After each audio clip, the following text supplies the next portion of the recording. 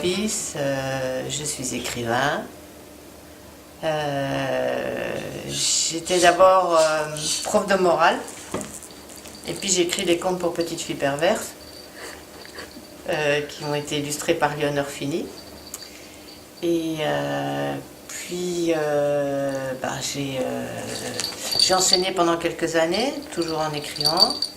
J'ai fait 2 enfants quand même, 3 mariages, plus des amants, entre autres, tout ça. Enfin, une vie bien remplie.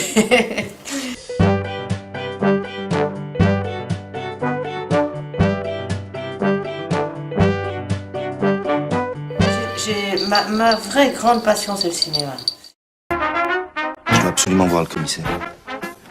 J'ai fait un film qui s'appelle Madame Édouard, avec Michel Blanc, Didier Bourdon, Balasco, Lavanant, Bouliganers, Annie Cordy, Rufus, Andrea Ferriol, voilà. Donne-moi ça, toi. J'avais le choix entre pamplemousse, pastèque et citrouille. Finalement, j'ai opté pour poire. Ah, c'est mignon. Puis après, ça fait tripote-moi la bite avec les doigts. C'est un jour, mon père a coupé un saule pleureur dans le jardin et il avait été planté par mon grand-père qui est mort quand j'avais 5 ans. Et donc j'allais toujours me réfugier contre ce saule parce que pour moi c'était un peu de l'âme de mon grand-père qui continuait à vivre. Et quand l'arbre a été coupé, ça m'a vraiment fait un choc et je me suis mise à écrire. J'avais 8 ans et puis j'ai plus jamais arrêté. Voilà. Et entre-temps, après, mon mari, Patrick, a replanté un saule pleureur dans notre jardin. Donc, c'est une belle histoire. Oui, très belle. Ouais. Et pourquoi tu as décidé de vivre à Montmartre? J'ai pas décidé, c'était d'abord, j'avais un ex-mari qui pour son boulot devait aller à Paris, donc j'ai suivi à cette époque-là parce que j'avais mon gamin avec lui qui était bébé. Je suis partie avec des pieds de plomb, on me dit que je vais faire là-bas. Et finalement, j'ai divorcé, puis j'ai rencontré Patrick, mon homme qui avait un théâtre à Montmartre.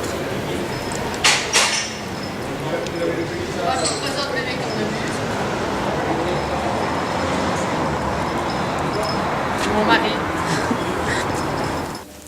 Et de fil en aiguille, je me suis retrouvée à Montmartre, que j'adore. Ça, c'est un lieu que je ne quitterai jamais parce que pour moi, c'est un village, mais un peu, comment expliquer? Il y a de la vie tout le temps, quoi. Il se passe tout le temps quelque chose.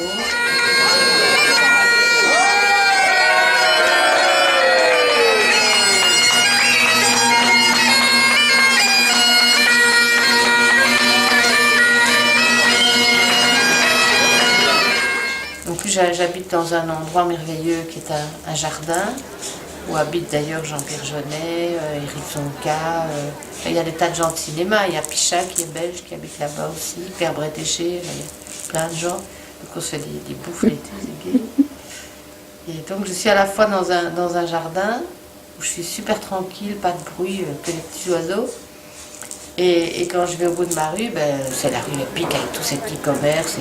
Je fais 2 heures pour aller chercher le pain, je connais tout le monde, donc on papote, on boit un coup. Voilà, c'est une vie vraiment de quartier.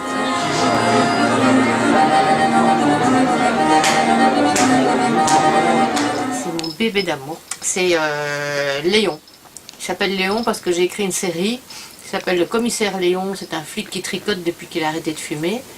Et dont est tirée donc Madame Édouard. Et qui est publié, tout vient de ressortir chez Belfond. Voilà. Donc j'ai appelé Léon, parce que c'est mon petit personnage fétiche. Je l'aime beaucoup, il vit avec moi, tout le temps je le cache sous mes jupes, je l'emmène partout, au théâtre, au cinéma. Je le cache et personne ne le voit, il ne bouge pas. Et c'est un sacré footballeur. Tu lui lances une balle, il fait une tête, il te le rentre dans la bonne direction. Ah mon Léon, regarde. Regarde, montre, comme t'es beau. Oh, que tu es beau. On s'en fout, on n'y va pas, on a qu'à se cacher. J'ai connu Benabar, qui en réalité s'appelle Bruno. J'ai connu Bruno avant qu'il n'ait son énorme succès. Et donc, quand il s'est marié, il nous a invités. Et j'avais Léon, j'avais mis un beau petit nœud rouge, tu vois. Et tu as Bruno qui dit « Oh, il est mignon, il va mettre sa main. » Léon la morde. Donc voilà. Il mord que les gens que j'aime, je comprends pas. On reconnaît mes amis parce qu'ils ont une poupée au bout du doigt. Même si j'ai galéré, je regretterai jamais une minute parce que je trouve que j'ai une vie qui est passionnante, je m'amuse beaucoup. Pour moi, écrire, c'est pousser la porte d'un petit paradis intérieur. On s'en fout, on n'y va pas, on a qu'à se cacher sous les draps. On commandera des pizzas, toi la télé et moi. On appelle, on s'excuse, on improvise, on trouve quelque chose, on n'a qu'à dire